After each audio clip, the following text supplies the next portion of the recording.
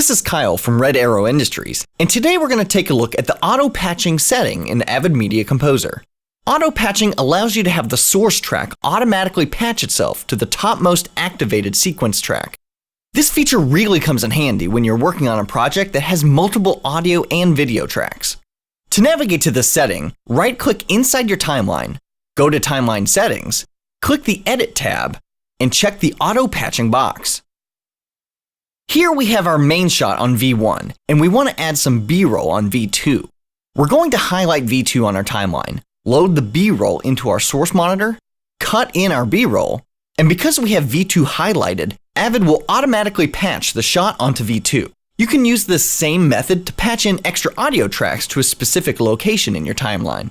Turning this feature on will save you time by not having to manually select where each clip needs to go in your sequence. Thanks for watching. If you like this video, subscribe to our channel for more tutorials. If you have any questions or a request for a tutorial that you'd like to see, leave a comment below.